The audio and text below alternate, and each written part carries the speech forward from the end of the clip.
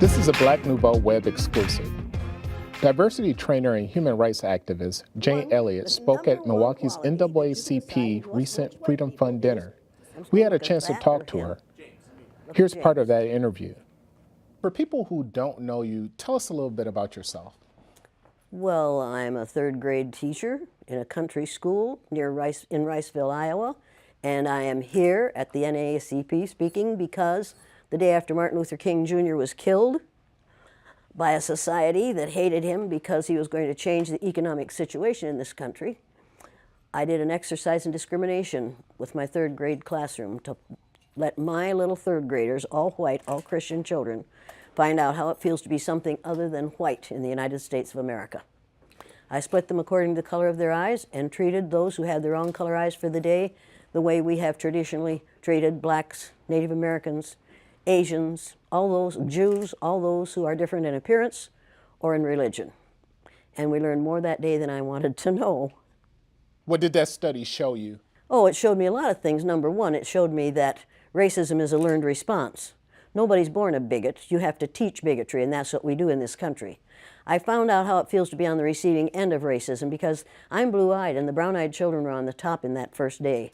And I found out how it feels to be treated badly by people over whom you have power because of having the wrong color eyes.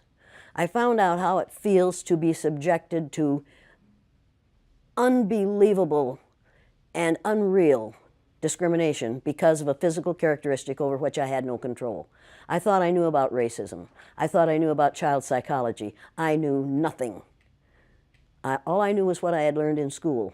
And what I had learned in school was not education. What I got in school wasn't education.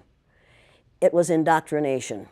I was taught how to be a good American citizen. And in this country, we think that the only Americans are the ones who live in the contiguous 48 states of the United States. Americans are everybody from the very north tip of Canada to the very southern tip of South America. But we, in our arrogance, say that we are the only Americans. If you're really going to keep this America to Americans, we don't dare build a wall on the southern border of the United States because those people, those brown-skinned people that are going to come across that border are Americans. Now we'd better choose our language or choose our behaviors. Let me tell you something. It wasn't a study and it wasn't an experiment. I don't experiment with children without their knowledge or their permission. It was experiential education. It was giving a child an experience for the purpose of changing their brain. And that's exactly what it does every time I do it. Now, you conducted the same study, not study. Exercise. Exercise with adults. Oh, yeah. Oh, yeah. And is it any different between the children and the adults? Adults get more violent. I've been hit several times by white males, angry white males. I've had a knife pulled on me. They ran me out of Uniontown, Pennsylvania at midnight one night, 3 carloads of blacks did, to get me out of town because the teachers that I put through the exercise in a very limited way were so angry that they called the superintendent in the afternoon and said, if you don't get that bitch out of town, we're going to kill her. So they got me out of town. First time I've been scared, and the last time I've been scared, because I found out that day that they could kill me, but they couldn't kill the idea. Victor Hugo said, no force on earth can stop an idea whose time has come. The idea of one race, the human race, is an idea whose time has come. We are not going to be able to stop it no matter what they do. They can elect Trump after Trump after Trump, and that will not stop the idea that there's only one race on the face of the earth. It's the human race, and we are all members of it. You and I are cousins. Now, if you don't like being my cousin, that's too bad for you. But we are all in the same family. We are members of the family of man. You say that all whites are racist. Can you expound on that, please? Any white person who was born, raised, and schooled in the United States of America, if you aren't a racist, you're a miracle. Either that or you decided to educate yourself. Because education in this country is about white is right, brown's all right, black's got to stand back. Yellow's mellow, but whites, we educate in a way that says that white males have done all the adventures, have made all the adventures, have done all the discovering, have made everything that is good and has been accomplished according to social studies, which is actually anti-social studies, by white males. It's a lie. But we do that in order to maintain the myth of white superiority. The myth of race has to be maintained at all costs in this country, because if white people have to give up the color of their skin as being something that makes them perfect, what do they have left? If we start teaching the truth about history, if we start teaching about Nile Valley contributions to civilization, it will totally change the way we conduct ourselves in the classroom. It will have to. Columbus didn't discover America. You can't discover a place where people are already living, but we celebrate that every October. It's a lie. We need to get over. We need to stop telling the myths and start telling the truth. So when you tell people that they're racist, and it must have some kind of effect, because most people will say, I'm not racist. I'm not a racist. Why, some of my best friends are black. Right. Yeah, and then you say, name one. Or this one, I don't see color.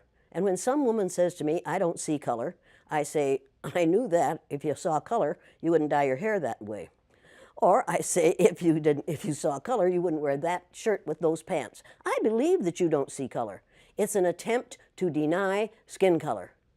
And it's an attempt to deny what's wrong with seeing the color of my skin. Is it all right for you to see me kind of pink? That's okay for me. I don't mind.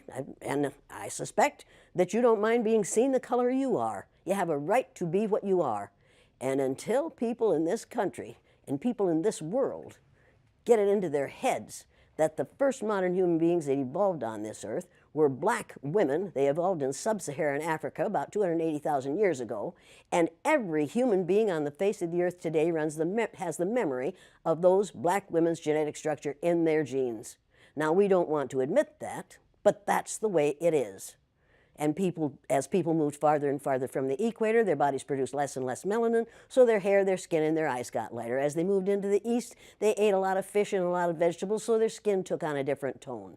I found that out when I was raising little kids. My husband worked in a supermarket. He was the head of the produce department, and they had lots of oranges that they couldn't sell, so he'd bring them home, and I was feeding my kids orange juice like you never saw in your life.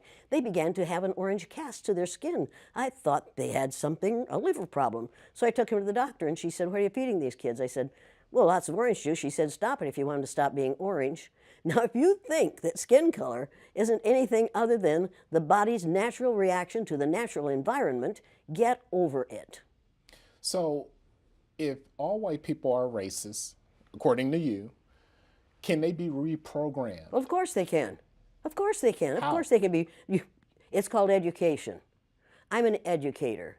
The word educator comes from the root duck deuce, which means lead, the prefix e, which means out, the suffix ate, which means the act of, and the suffix or, which means one who does. An educator is one who is engaged in the act of leading people out of ignorance. Now, I know you can change them. The second year I did the blue-eyed, brown-eyed exercise in my classroom, it was filmed by the Canadian Broadcasting Corporation. They gave me a copy of that film. I showed it to my father. My father was about 59 years old at the time. He's been a farmer all his life. He raised six kids, lost one, raised six. Watched that film as a 59-year-old man. When it was over, he stood up, and with tears in his eyes, he took his red handkerchief out of the back pocket of his overalls, his bib overalls, and said, I wish somebody had taught me that when I was 9 years old. Nobody had dare say to me, this doesn't work, this is too harsh, this isn't necessary, you can't teach an old dog new tricks because they're wrong. You can teach an old dog new tricks. You can teach people to give up the myth of racism. Somebody taught the Greeks to give up the myth that the sun was a god in a golden chariot that went across the sky every morning. They believed that for hundreds of years. We have believed the myth of 3 or 4 races, different races in this country, for long enough. 572 years or something like that is enough of that. It was a lie to begin with, and it's a lie today. We'll continue this interview online next week.